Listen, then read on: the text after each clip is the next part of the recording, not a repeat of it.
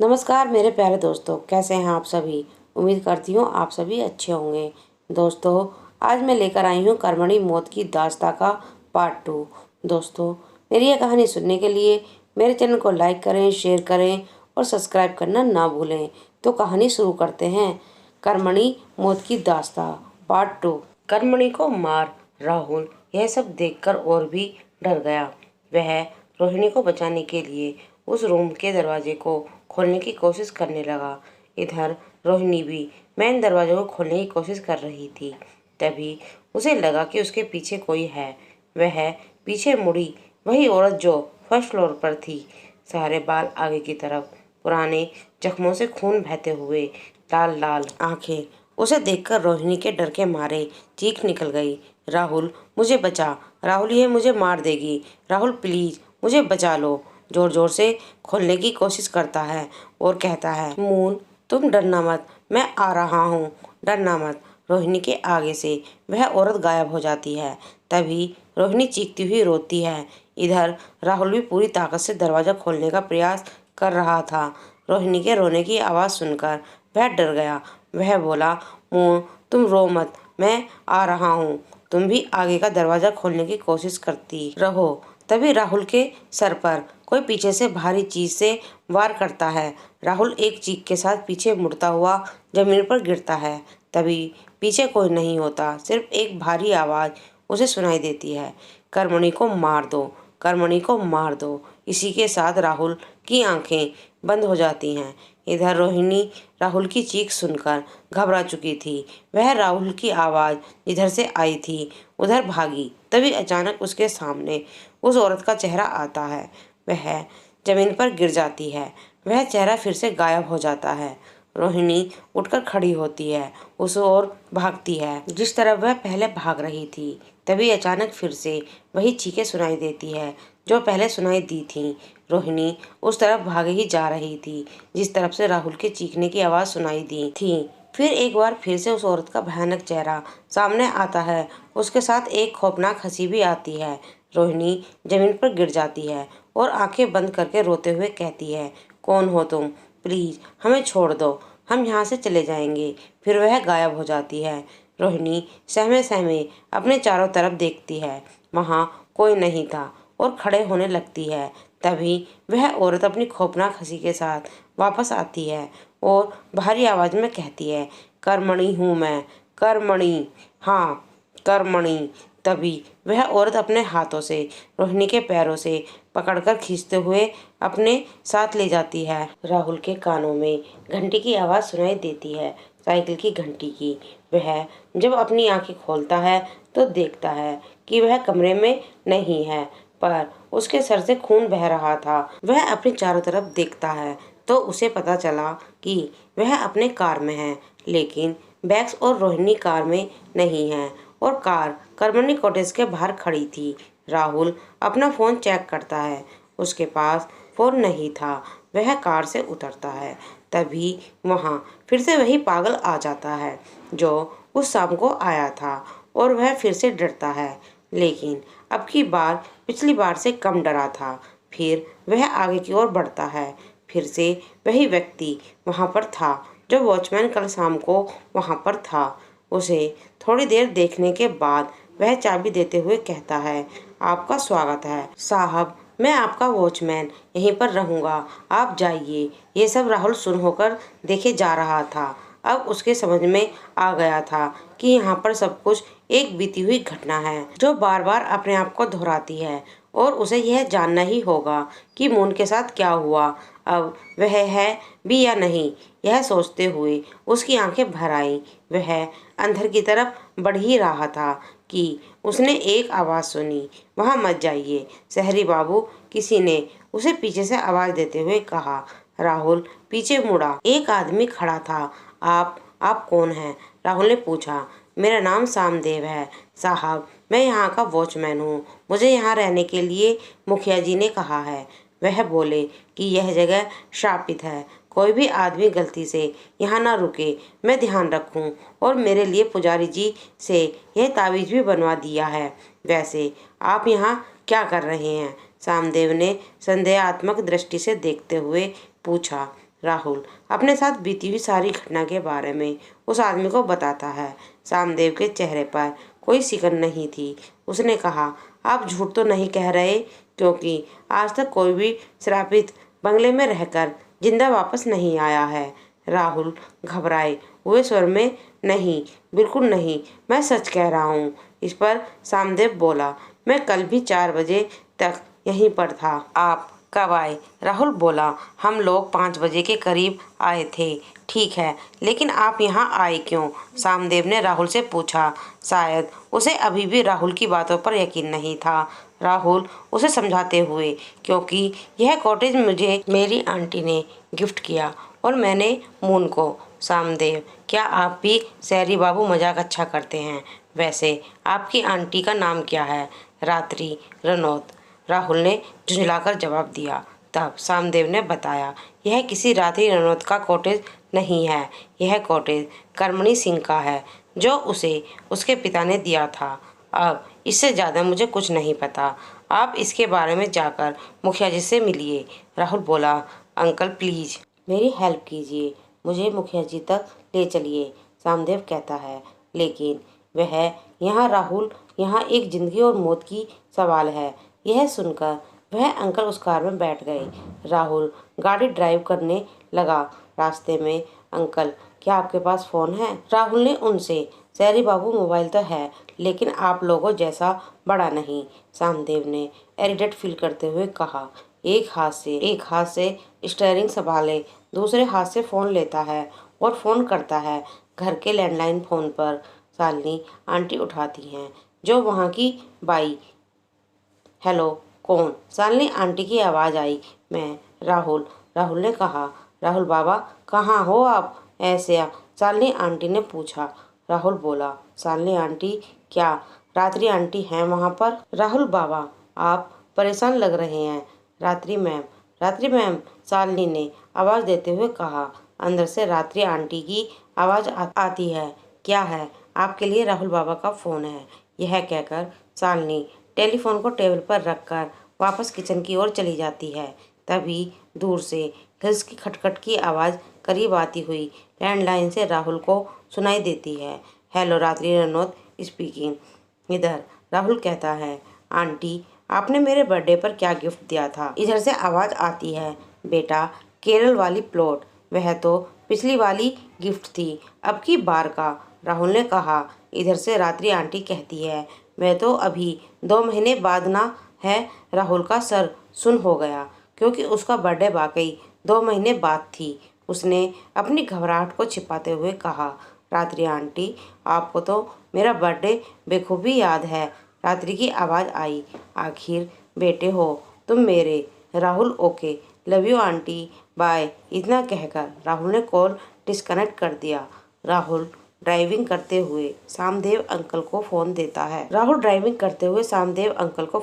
है और कहता है, थैंक यू अंकल। अंकल कहते ही, शहरी बाबू बात क्या है? आप बहुत परेशान हैं। राहुल उन्हें बताता है, अंकल आप मेरा विश्वास कीजिए या ना कीजिए, मैं सच कह रहा हूँ। कर्मणी कॉटेज में मैं अपनी मंगेतर रोहिणी के साथ आया था, जो उसमें ही पता नहीं जिंदा भी है या नहीं। यह कहकर उसकी आंखें भर आई, अपने आंसुओं को पोंछते हुए। वैसे और कितनी दूर है मुखिया जी का घर? कहाँ है? बस यहाँ से दाहिनी ले लीजिए शहरी बाबू, और सामने दिख रहा है ना, वही है मुखिया जी का घर। राहुल कार रोककर मुखिया जी के घर की ओर दौड़ा, लेकिन जब वह मुखिया जी के घर पहुंचा तो पता चला मुखिया जी कुछ काम से बाहर गए हैं, दोपहर तक लौटेंगे। राहुल वहां बैठ गया। सामदेव अंकल भी उनके साथ वहीं बैठ गए। राहुल बोला, अंकल अपना मोबाइल दीजिएगा तो जरा। अंकल ने अपना मोबाइल राहुल को दिया। उसने अब की बार अपनी मम्मी लक्ष्मी को कॉल लगाया और कहा, मम्मी हम और रोहिणी 10 दिन में लौट आएंगे, आप लोग यहाँ नहीं आइएगा। लक्ष्मी ने कहा, ठीक है बेटा, लेकिन कहाँ हो? यह रोहिणी कौन है? तुम्हारी गर्लफ्रेंड। राहुल इस बार पूरी तरह से शॉक्ड था, क्योंकि रोहिणी उससे पहले उसकी माँ से मिली थी और उसकी माँ ने ही राहुल से रोहिणी को मिलवाया था, और आज मम्मी पापा दोनों यहाँ आने वाले थे कर्मणी कॉटेज में। राहुल ने बस यह जानने के लिए कि मम्मी को कर्मनी कॉटेज के बारे में पता हो सकता है। कर्मनी कॉटेज कहाँ है? कौन कर्मनी कॉटेज? वैसे कहाँ है? बात करते करते लक्ष्मी किसी और से बोली। हाँ, वह राहुल बोल रहा था। अब अपना काम कीजिए, ऐसा लक्ष्मी ने कहा। कौन था? मम्मी राहुल ने पूछा। वह अपने राजशेखर जी, लक्ष्मी ने जवाब दिया। ओके मॉम, मैं कॉल रखता हूँ, बाद में बात करता हूँ, राहुल ने कहा। उधर से जवाब आया। कहाँ है कर्मनी कॉटेज? कौन है वह रोहिणी? कुछ तो बता, राहुल की माँ ने पूछा। राहुल बोला, मम्मी मैं मिलकर बताता हूँ, और उसने कॉल डिस्कनेक्ट कर दिया। राहुल वहाँ पर बैठा सोच रहा था। कौन है कर्मणी? कौन है? कौन है उसको मरवाने वाला जिसने मेरे सर पर वार किया था? और क्यों आंटी को नहीं याद है कर्मनी कॉटेज? क्या जिसने मुझे गिफ्ट किया वह आंटी के शक्ल में कोई और थी? कौन थी वह? कौन है वह? वॉचमैन कौन है? शांताबाई कौन है वह? इलेक्ट्रीशियन रोहिणी किसी को याद क्यों नहीं? कहाँ गई रोहिणी? क्या मैं वापस रोहिणी से मिलूंगा? क्या रोहिणी सच है? क्या रोहिणी जिंदा है? तभी वहाँ मुखिया जी आ जाते हैं, और मुखिया जी के आते ही राहुल पूछता है कि कर्मनी कॉटेज का मालिक का नाम क्या है? मुखिया जी इसके साथ ही जवाब देते हैं, कर्मणी सिंह। आखिर क्या करना है जानकर? कौन है आप? कहाँ है कर्मणी सिंह? क्या आप उनका पता दे सकते हैं? राहुल ने पूछा। कर्मणी सिंह की मौत हुए आज 18 वर्ष हो चुके हैं, मुखिया जी ने कहा। मौत? राहुल शौक हो गया। मौत हो गई? कैसे? राहुल ने पूछा। मुखिया जी ने पूछा, आप है कौन, और आप कर्मणी कॉटेज के बारे में इतना क्यों जानना चाहते हैं? राहुल इन सब के बारे में बताने लगा। तभी अचानक उसे कमजोरी फील होने लगी और उसकी आंखें बंद होने लगीं। वह वहीं पर गिर पड़ा। मुखिया जी और सामदेव अंकल राहुल को उठाकर पास ही के अस्पताल में ले गए। तब आगे की कहानी सामदेव ने मुखिया जी को बताया कि वह सब सुनकर मुखिया जी बहुत आश्चर्य से बोले, आज तक तो ऐसा नहीं हुआ है कि कोई उस कॉटेज में जाए और जिंदा वापस आ जाए। यह कैसे हो सकता है? तभी डॉक्टर साहब अंदर से बाहर आए और बोले, इनके सर पर काफ़ी गहरी घाव लगी थी, शायद कोई भारी चीज़ इनके सर पर ही गिर गई थी, या मारी गई थी, जिसकी वजह से इनका काफ़ी खून बाहर निकल गया। हमने टाँके लगा दिए हैं। अभी इन्हें काफ़ी कमज़ोरी फील होगी। आप आधे घंटे बाद इनसे मिल सकते हैं। आधे घंटे में इन्हें होश आ जाएगा। यह कहकर डॉक्टर वहाँ से चले जाते हैं। मुखिया जी को बस राहुल के होश में आने का इंतजार था। उन्होंने सामदेव से कहा, आप जाओ वहाँ पर, नहीं तो कोई फिर उस मानुस कॉटेज में चला जाएगा। मुखिया जी की बातों के पक्ष में सामदेव ने सर हिलाया और वहाँ से चल दिया। आधे घंटे बाद मुखिया जी राहुल के पास पहुँचे। राहुल को अब धीरे धीरे होश आ रहा था। मुखिया जी बोले, देखिए शहरी बाबू, कर्मणी एक खौफनाक का नाम है, एक अनसुलझी रहस्य है, एक खौफनाक दास्ता है, मौत की अनकही गाथा है। आप इससे दूर रहें तो ही अच्छा है। आप बहुत भाग्यशाली हैं जो उसमें श्रापित कॉटेज में लौट के आ गए हैं, वरना वहाँ से आज तक कोई भी नहीं लौट पाया है। मेरी सलाह मानिए, इस अनकही उलझी राज को राज ही रहने दीजिए, क्योंकि आज तक इस राज का पूरा जानने वाला कोई नहीं है कि कर्मणी कौन थी और उसकी मौत कैसे हुई। अगली पूर्णिमा रात्रि तक एक और लाश मिलेगी जो शायद आपकी रोहिणी हो सकती है। राहुल कराता हुआ बोला, रोहिणी? वह किसी को याद क्यों नहीं? बोलो। हमेशा यही होता है शहरी बाबू, जिसकी मौत यहाँ कर्मणी कॉटेज में होती है उसके परिवार वालों का पता नहीं चला, शायद उन्हें वह याद ही नहीं। आप आराम कीजिए शहरी बाबू, डॉक्टर साहब से मेरी बात हो गई है और मैंने आपकी फीस भर दी है। ठीक होने के बाद आप सीधे अपने घर लौट जाइएगा और रोहिणी को भूल जाइए। यह सुनते सुनते राहुल की आंखें बंद हो गई। वो सो गया था। शायद यह उन दवाइयों का असर था जो उसे इंजेक्शन के माध्यम से डॉक्टरों ने दिया था। मुखिया जी अपने घर लौट गए। करीब 1 घंटे बाद उसकी नींद खुली तो वह वहाँ से उठकर मुखिया जी के घर की ओर चल पड़ा। धूप भी उसके साथ अटखेलियाँ कर रही थी, कभी अंदर तो कभी बाहर। काफ़ी देर लगातार चलने के बाद पूछते पूछते वह मुखिया जी के घर पहुंचा। मुखिया जी वहीं पर बैठे हुए थे। राहुल बोला, क्या आपको करमनी कॉटेज के बारे में इससे ज्यादा कुछ पता है? जो भी पता है प्लीज मुझे बताइए, क्योंकि मैं रोहिणी के बगैर नहीं जी सकता। मुखिया जी ने उसे बताना शुरू किया। देखो शहरी बाबू, आपको मैंने सलाह दी थी, लेकिन आप उसे नहीं मान रहे। मुझे यह बात तो पक्की मालूम नहीं है, पर मैं आपको जरूर बताऊंगा। लोगों के कहे अनुसार करमनी कॉटेज में बस मात्र 3 ही लोग रहते थे। मैं इसके लिए कंफर्म नहीं हूँ, क्योंकि मैं भी इस गांव में 14 साल पहले ही आया हूँ। इससे पहले मैं दूसरे गांव में रहता था और करमनी कॉटेज की घटना आज भी 18 वर्ष पहले की है।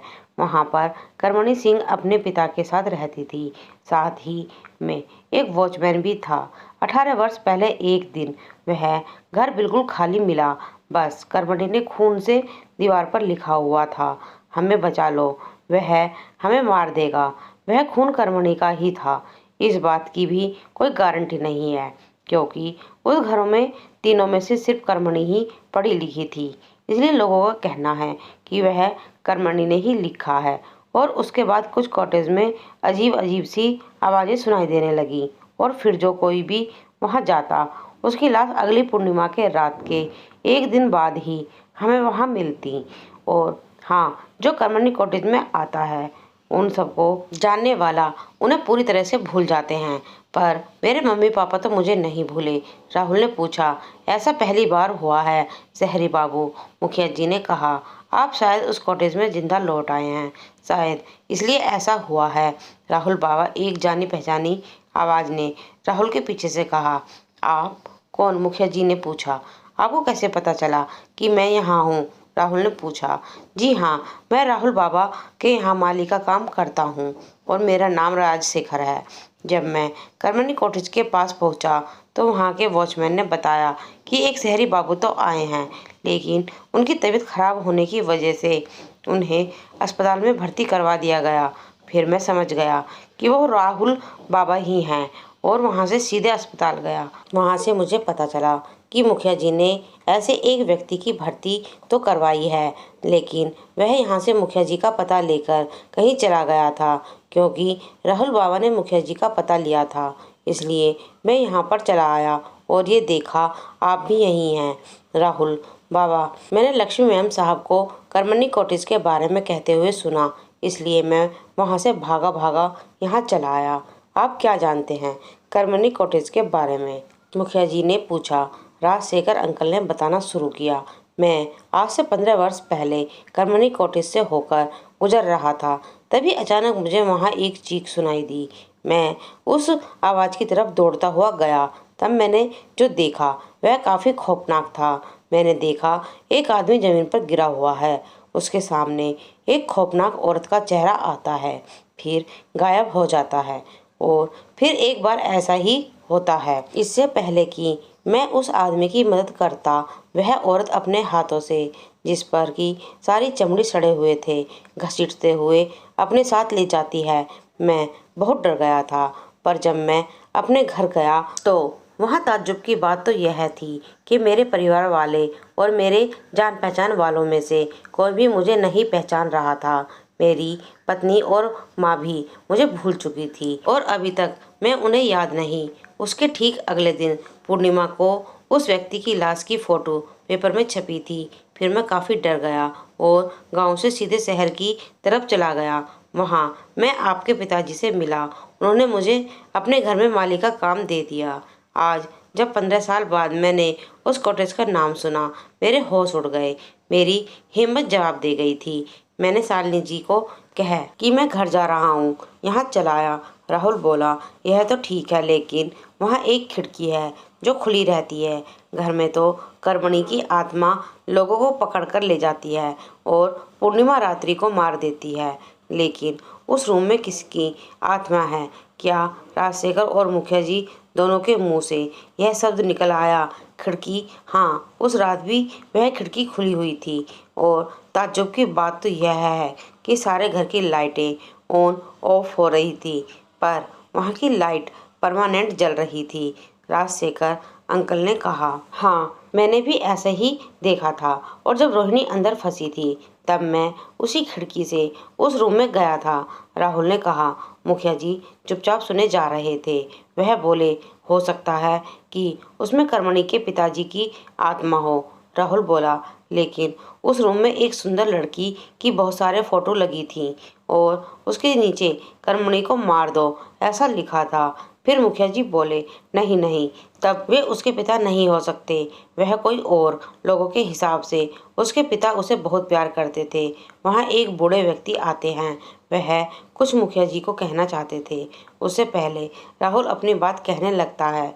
और हाँ, एक वॉचमैन की आत्मा भी है वहाँ पर, क्योंकि जब मैं गया था वहाँ पर तो उन्होंने ही मुझे चाबी दी थी और एक इलेक्ट्रीशियन, साथ में एक बाई भी थी। वैसे आप लोगों को कर्मणी के किसी दुश्मन के बारे में पता है?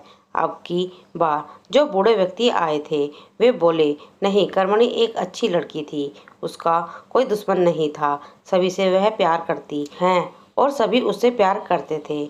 और हाँ, उसके पिताजी भी एक इलेक्ट्रीशियन थे, लेकिन वह बाई उसने कभी अपने घर पर बाई नहीं रखी। फिर वह बाई अभी भी राहुल के दिमाग में बहुत सारे सवाल थे। राजशेखर अंकल चुप हो गए थे। राहुल ने पूछा, आप चुप क्यों हैं अंकल? राजशेखर अंकल ने कहा, राहुल बाबा, यह रोहिणी कौन है जिसे आप बचाने के लिए उस मौत के मुंह में चले गए थे?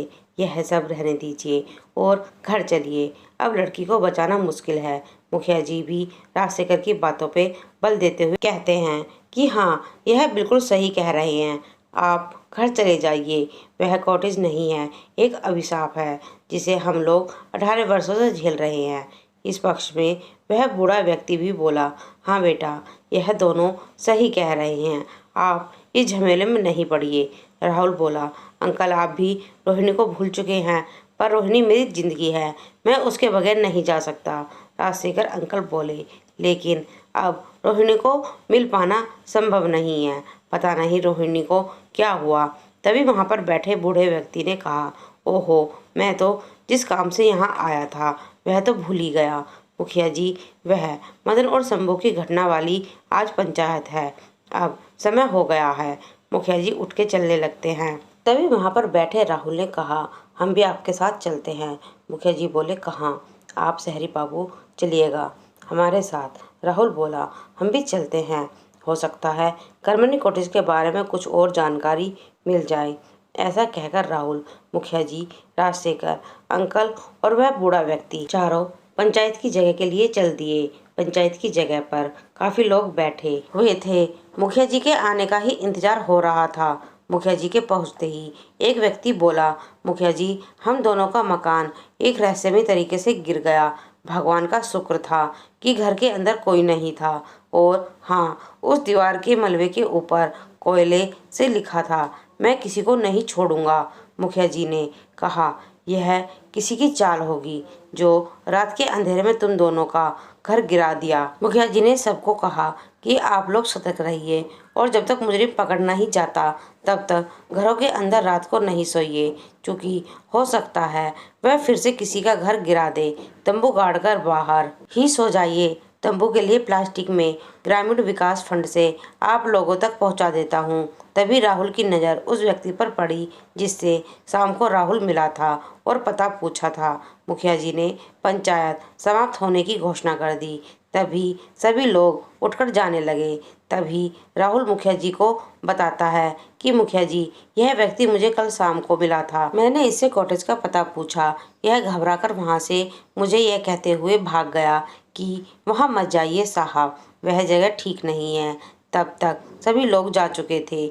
मुखिया जी ने उस बूढ़े व्यक्ति को कहा, चाचा, क्या आप सुखिया को बुला लाओगे? वह बूढ़ा व्यक्ति गांव की तरफ चला गया। तभी वहां पर खड़ी एक औरत बोली, मुखिया जी, मुझे यह शंभू और मदन वाला मामला मामूली नहीं लगता है। हो सकता है इसमें पहाड़ी वाले बाबा का हाथ हो, क्योंकि पिछली बार वह आए थे तो किसी ने उनकी बात पर विश्वास नहीं किया था, जिसकी वजह से वह काफी परेशान हो गए थे। तब तक वह बूढ़ा व्यक्ति सुखिया को लेकर आता हुआ दिखाई दिया। सुखिया राहुल को देखकर समझ गया कि मामला क्या है। उसने तुरंत मुखिया जी से कहना शुरू किया कि मुखिया जी, मेरी कोई गलती नहीं है, मैं उस कॉटेज का नाम सुनकर घबरा गया था। पर मैंने इन्हें कहा था कि आप दोनों वहाँ नहीं रुकिए। दोनों मतलब क्या? मेरे साथ कोई लड़की थी। सुखिया उनकी तरफ डरी हुई निगाहों से देखता है और बोला, हाँ, आप और मैडम ही तो थे, ना कोई तीसरा भी था। मुझे माफ़ कीजिएगा मुखिया जी, पर मैंने घबराहट में उन्हें नहीं देखा। अच्छा, अब तुम जाओ, मुखिया जी ने कहा। राहुल ने मुखिया जी से कहा, अभी तो यह कन्फर्म हो गया कि रोहिणी है, वह भी जिंदा। मेरे पास अगली पूर्णिमा तक का समय है यह सब पता लगाने का कि कौन है वह कर्मणी का दुश्मन जो उसे उसके मौत के बाद भी मरवाना चाहता है, और क्यों। कर्मणी और उसके पिता की मौत कैसे हुई, वह शांताबाई कौन है, रोहिणी कहाँ है, और कैसे मिटाती है कर्मणी लोगों की याददाश्त को। एक कमरे में कैद रहकर क्यों कर रही है कर्मणी ये सब। तो दोस्तों, ये जानने के लिए मेरी ये कहानी सुनते रहें, और आपको ये कहानी कैसी लग रही है कमेंट में लिखकर जरूर बताएं। धन्यवाद।